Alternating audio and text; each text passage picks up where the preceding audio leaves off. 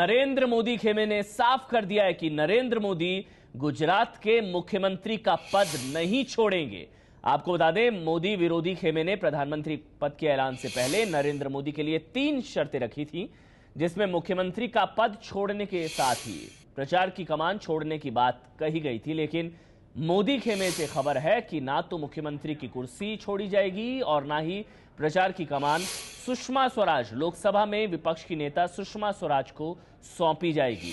हालांकि मोदी खेमा प्रचार की कमान अरुण जेटली, जो कि राज्यसभा में लीडर ऑफ अपोजिशन है, उनको देने पर राजी हो सकता है। मोदी खेमे से खबर है कि कल संसदीय बोर्ड की बैठक में आडवाणी की सहमति के बिना नरेंद्र मोदी के नाम का ऐलान किया जा सकता है। एबीपी न्यूज संवाददाता ब्रिजेश कुमार सिंह इस वक्त हमारे साथ जुड़ चुके हैं। ब्रिजेश, यानी कि जैसे गोवा में हुआ, यहां पर भी वही हो सकता है, आडवाणी की नाराजगी के बावजूद ऐलान होगा। अमन, जो बड़े ही क्लियर हिंट्स उभर कर आ रहे हैं मोदी समर्थकों की तरफ से, मोदी खेमे की तरफ से, उसमें ये कहा जा रहा है कि आडवाणी ने ये जो 3 शर्तें जो बताया जा रहा है जो रखी हैं, वह एक बार फिर से गोवा की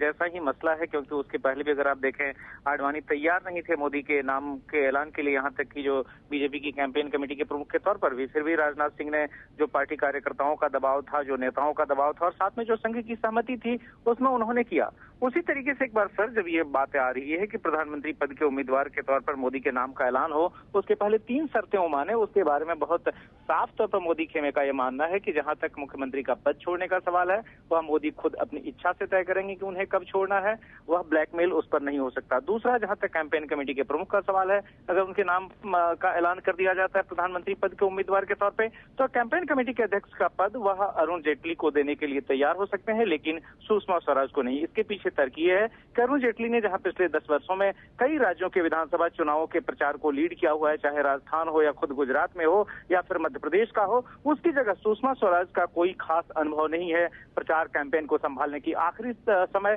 जब सुषमा स्वराज ने किसी प्रचार कैंपेन को लीड किया था, वह था दिल्ली में हुए विधानसभा चुनाव 1998 में, जबकि बीजेपी को बुरी तरीके से हार का सामना करना पड़ा था। तो ऐसे में सुषमा स्वराज की उस बैकग्राउंड और अरुण जेटली के फायदे को गिनाते हुए मोदी कैंप ये चाहता है कि अगर प्रचार अभियान समिति के अध्यक्ष की जिम्मेदारी किसी को दी जाए तो अरुण जेटली को दी जाए। जहां तक सुझावों का सवाल है, जो तीसरी शर्त है कि आडवाणी के सुझाव का पालन किया जाए, उसके लिए मानने को तैयार है कि सुझाव निश्चित तौर पर दे सकते हैं आडवाणी, लेकिन उसे मानना या ना मानना जाहिर है जो बीजेपी का पार्लियामेंट्री बोर्ड है या जो पार्टी अध्यक्ष है वो तय करेंगे। तो इस तरीके से बहुत साफ है कि जो 2 प्रमुख मांगे हैं, उस पर किसी भी हालत में कोई कंप्रोमाइज या कोई डिक्टेट आडवाणी का सहने को तैयार नहीं है मोदी खेमा। और उसका यह मानना है कि अगर आडवाणी नहीं मानते हैं राजनाथ सिंह के तमाम प्रयासों के बावजूद, तो जो प्लान बी है, प्लान बी यानी ये कि जिसमें संघ का पूरा समर्थन है मोदी के नाम की घोषणा करने का, उस बैकिंग के आधार पर प्लान बी एग्जीक्यूट किया जाएगा, जिसमें कि बिना आडवाणी की सहमति के भी उनके नाम का ऐलान हो जाएगा। यह ऐलान कल होगा या 2-3 दिन बाद, इसके बारे में क्लैरिटी नहीं है, लेकिन उनका ये कहना है कि अगले कुछ दिनों में नाम का ऐलान जरूर होगा, भले आडवाणी सहमत हो या ना हो। शुक्रिया आपका ब्रिजेश कुमार सिंह। यानी कि मोटी बात यह है कि आडवाणी को मनाने की कोशिश की जाएगी, अगर वो नहीं मानते हैं तो घोषणा भी कर दी जाएगी उनकी नाराजगी के बावजूद। यानी कि गोवा की कहानी एक बार फिर से दोहराई जाएगी, जहां पर आडवाणी की गैर मौजूदगी, गैर हाजिरी, नाराजगी के बावजूद चुनाव प्रचार समिति की कमान सौंपी गई थी नरेंद्र मोदी को।